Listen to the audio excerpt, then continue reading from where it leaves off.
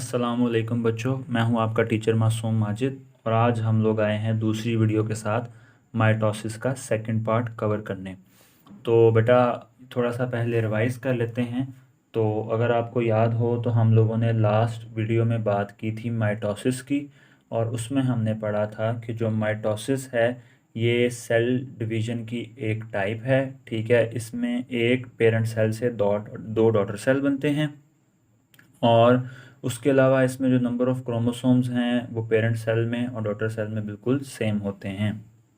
और इसके अलावा हमने बात की थी कि माइटोसिस में जो है वो वेरिएशन नहीं होती, यानी कि जो माइटोसिस है, जब माइटोसिस होती है तो आने वाले डॉटर सेल में वेरिएशंस नहीं पाए जाती हैं। उसके अलावा हमने माइटोसिस के फेजेस की बात की थी कि माइटोसिस दो फेजेस में कंप्लीट होता है, कैरियोकिनेसिस एंड साइटोकिनेसिस। और कैरियोकिनेसिस की बात करते हुए हमने देखा था कि कैरियोकिनेसिस के चार फेजेस हैं, प्रोफेज, मेटाफेज, एनाफेज और टीलोफेज। तो प्रोफेज में बेटा देखा था कि सबसे पहले जो क्रोमेटिन है वो कंडेंस होकर क्रोमोसोम में चेंज हो जाता है। ठीक है, स्पिंडल फाइबर्स बनना शुरू हो जाते हैं। ठीक है, उसके बाद न्यूक्लियोलस और न्यूक्लियर एनवेलप खत्म हो जाता है। ठीक है, तो ये कुछ चेंजेस जो आपने प्रोफेज में देखी थी। उसके बाद मेटाफेज में आपने देखा कि क्रोमोसोम जो है वो सेंटर में आके अलाइन हो जाते हैं। और उसके बाद क्या होता है, उसके बाद नेक्स्ट जो फेज़ है वो है एनाफेज। ठीक है, तो आप देख सकते हैं कि आपकी स्क्रीन के ऊपर इस तरह लिखा हुआ है एनाफेज। और सबसे पहला पॉइंट जो है वो है कि काइनेटोकोर फाइबर जो हैं ये पुल करते हैं क्रोमोसोम को टूवर्ड्स सेंट्रोसोम। ठीक है, तो बेटा अगर आपको लास्ट डायग्राम याद हो तो उसमें हमने दो सेंट्रियोल्स देखे थे जो कि अपने पोल्स पे अरेंज हुए थे और जो सेंट्रियोल्स के साथ थे स्पिंडल फाइबर और स्पिंडल फाइबर के साथ लगे हुए थे क्रोमोसोम्स। ठीक है, जो सेंटर में अरेंज हुए थे जिसको हम लोगों ने मेटाफेज प्लेट कहा था। ठीक है, तो यहाँ पे आप देखें कि क्या होता है कि जो काइनेटोकोर फाइबर है it pools chromosome towards centrosome. अब वो जो काइनेटोकोर फाइबर हैं वो क्या करेंगे, वो क्रोमोसोम को पोल्स की तरफ खींचना शुरू कर देंगे। यानी अगर आप देखें कि इस तरीके से जो पहले क्रोमोसोम थे वो सेंटर में अरेंज हुए थे और बाद में जो स्पिंडल फाइबर हैं वो क्रोमोसोम को ऐसे जो हैं वो सेंटर की तरफ खींचना, अपने पोल्स की तरफ खींचना शुरू कर देंगे। तो जब बेटा पोल्स की तरफ क्रोमोसोम को खींचा जाएगा स्पिंडल फाइबर के थ्रू, तो क्या होगा कि जो क्रोमोसोम थे वो इस तरीके से डिवाइड हो जाएंगे। यानी ये पहले एक क्रोमोसोम था, अब ये डिवाइड होकर टू सिस्टर क्रोमोसोम में चेंज हो चुका है। पहले ये जो इसकी दो बाजू हैं ये क्रोमेटिड्स थे। ठीक है जी, अब ये क्या बन गए हैं, सिस्टर क्रोमोसोम। अब ये दो सेपरेट क्रोमोसोम्स बन चुके हैं जी। तो बेटा देखें नीचे लिखा हुआ है कि जो नॉन काइनेटोकोर फाइबर्स हैं वो भी इलोंगेट होते हैं। तो वो स्पिंडल फाइबर्स जो काइनेटोकोर क्रोमोसोम के काइनेटोकोर के साथ जुड़े हों उनको काइनेटोकोर फाइबर्स कहते हैं। और जो स्पिंडल फाइबर्स जो हैं काइनेटोकोर फाइबर के साथ नहीं जुड़े होते उनको नॉन काइनेटोकोर फाइबर्स कहा जाता है। तो जब बेटा क्रोमोसोम को खींचेंगे स्पिंडल फाइबर, इस डायग्राम में आप लोग देख सकते हैं। ठीक है, आपने मेटाफेज के डायग्राम में देखा होगा कि क्रोमोसोम जो हैं वो सेंटर में अलाइंड थे। अब क्रोमोसोम स्पिंडल फाइबर के खींचने की वजह से क्रोमोसोम जो हैं वो डिवाइड हो चुके हैं। अब आधे क्रोमोसोम जो हैं वो इस तरफ चल जाएंगे और आधे इस तरफ चल जाएंगे। तो ये प्रोसेस क्या कहलाता है, एनाफेज कहलाता है। तो कहता है एंड ऑफ एनाफेज। एनाफेज के एंड पे क्या होगा, आइडेंटिकल क्रोमोसोम ग्रुप्स। ठीक है जी, यानी कि पहले आपने क्या देखा कि मेटाफेज में ऐसे सेंटर में अलाइंड थे क्रोमोसोम। ठीक है, और जब एनाफेज स्टार्ट हुआ तो इधर के स्पिंडल फाइबर ने इधर खींचना शुरू कर दिया क्रोमोसोम को और इधर वाले स्पिंडल फाइबर ने क्रोमोसोम को इधर खींचना शुरू कर दिया। तो रिजल्ट क्या निकला कि इधर वाले जो क्रोमोसोम हैं वो इस तरफ मूव करना शुरू कर देंगे और इधर वाले इस तरफ मूव करना शुरू कर देंगे। और एनाफेज के एंड पे आपके पास क्रोमोसोम के दो सेपरेट ग्रुप्स आ जाएंगे। यानी इस तरफ क्रोमोसोम का एक ग्रुप होगा और इस तरफ क्रोमोसोम का एक ग्रुप होगा। तो बेटा आगे देखें तो आगे लिखा हुआ है, आपके टॉप के ऊपर लिखा हुआ है बोनस कंसेप्ट। अब बोनस कंसेप्ट क्या है, बेसिकली इसका यहाँ पे जो है वो ताल्लुक नहीं है, लेकिन ये कंसेप्ट आपके बहुत ही काम आएगा। ठीक है जी, तो अब बेटा मैंने आपके सामने दो यहाँ पे क्रोमोसोम जो हैं वो दिखा दिए हैं। ठीक है, आप देख सकते हैं यहाँ पे दो क्रोमोसोम आपके सामने बनाए हैं। अब अक्सर बच्चे जो हैं वो इस बात में कंफ्यूज हो जाते हैं कि ये एक क्रोमोसोम है या फिर ये एक क्रोमोसोम है। ठीक है, बच्चे इस चीज़ के दरम्यान कंफ्यूज हो जाते हैं कि ये भी एक ये क्रोमोसोम है या फिर ये एक क्रोमोसोम है। तो बेटा मैंने यहाँ पे लिखा हुआ है कि ये एक सिंगल क्रोमोसोम है और ये एक डुप्लीकेटेड क्रोमोसोम है। यानी कि बेसिकली अगर कहें तो दोनों जो हैं वो बेटा जी क्रोमोसोम ही हैं, लेकिन ये एक सिंगल क्रोमोसोम है और ये जो है ये डुप्लीकेटेड क्रोमोसोम है। अब इन दोनों में फ़र्क क्या है? ये जो क्रोमोसोम है ये बेसिकली नॉर्मल हालत में जो क्रोमोसोम होते हैं वो इस फॉर्म में होते हैं, लेकिन एस फेज़ के बाद ये जो क्रोमोसोम है वो इस हालत में आ जाएगा। यानी कि एस फेज़ में क्या होता है, आपको पता है कि एस फेज़ में डीएनए की रेप्लिकेशन होती है और एस फेज़ में जो क्रोमोसोम हैं वो रेप्लिकेट हो जाते हैं।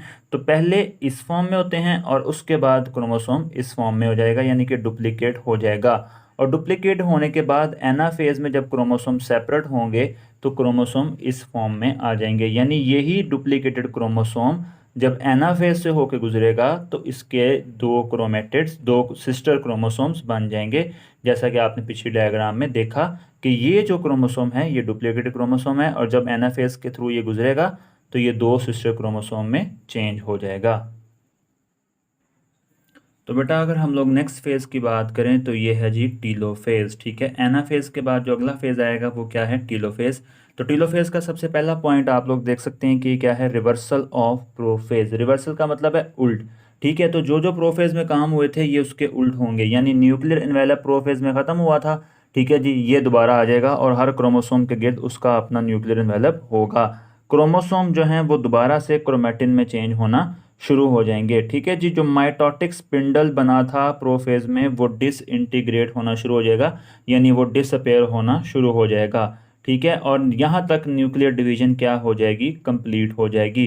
तो बेटा देखें, प्रोफेज में आपने देखा था कि जो प्रोफेज में न्यूक्लियर इन्वेलप होता है वो ख़त्म होना शुरू हो जाता है, न्यूक्लियोलस भी ख़त्म हो जाना शुरू हो जाता है और जो क्रोमेटिन है वो क्रोमोसोम में चेंज हो जाता है और माइटोटिक स्पिंडल बनना शुरू हो जाते हैं प्रोफेज में।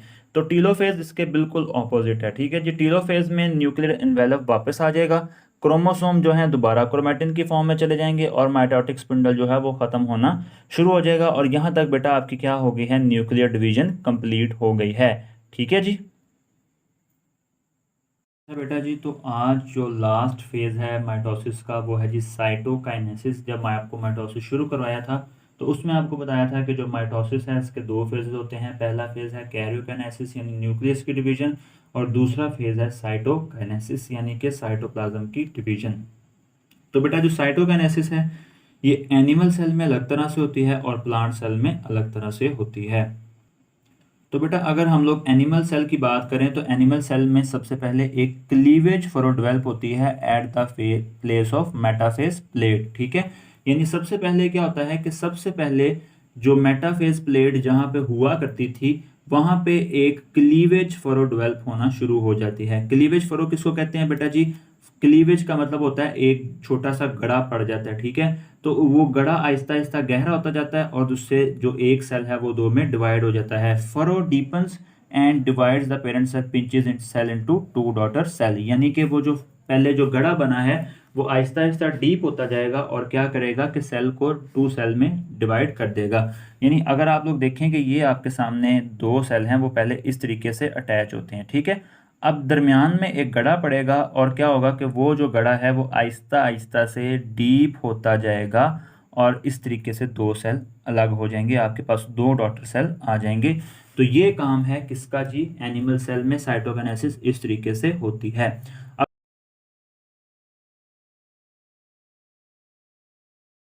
तो बेटा जी आप इस वीडियो में देख सकते हैं कि कैसे एनिमल सेल क्लीवेज फरो के ज़रिए एक सेल से दो सेल में डिवाइड हो रहा है। अगर हम प्लांट्स की बात करें तो प्लांट्स में क्या होता है, आप लोगों ने गोल्जी अपरेटस पढ़ा होगा बेटा। गोल्जी अपरेटस से वेसिकल्स आती हैं और वो प्लांट के सेंटर में आके आपस में मिलती जाती हैं और सेंटर में आके एक प्लेट बना देती हैं मेम्ब्रेन वाली, जिसको बोलते हैं फ्रेगमोप्लास्ट इन द सेंटर। ठीक है जी, गोल्जी अपरेटस से बेटा वेसिकल्स आएंगी और वो क्या करेंगी, वो सेंटर में आके एक मेम्ब्रेन वाली प्लेट बना देंगी जिसको फ्रेगमोप्लास्ट कहा जाता है। अब वो प्लेट आहिस्ता आहिस्ता सेंटर से बाहर की तरफ ग्रो करती है और उसके अंदर और वेसिकल्स ऐड होती जाती हैं। उसके बाद बेटा क्योंकि इस प्लेट के गिर्द अपनी एक मेम्ब्रेन होती है, वो सेल मेम्ब्रेन जो है वो सेल की प्लाज्मा मेम्ब्रेन से मिल जाएगी, यानी कि इसकी मेम्ब्रेन फ्रेगमोप्लास्ट की मेम्ब्रेन सेल की मेम्ब्रेन के साथ मिल जाएगी और ये जो फ्रेगमोप्लास्ट है इसके जो कंटेंट हैं वो सेल वॉल के साथ मिल जाएंगे। कंटेंट का मतलब होता है कि जो इसके अंदर पाए जा रहे हैं, इसके जो गोल्गी वेसिकल वगैरह हैं, वो सारे किसके साथ मिल जाएंगे, सेल की सेल वॉल के साथ मिल जाएंगे, और इस तरीके से जो प्लांट सेल है वो दो में डिवाइड हो जाएगा।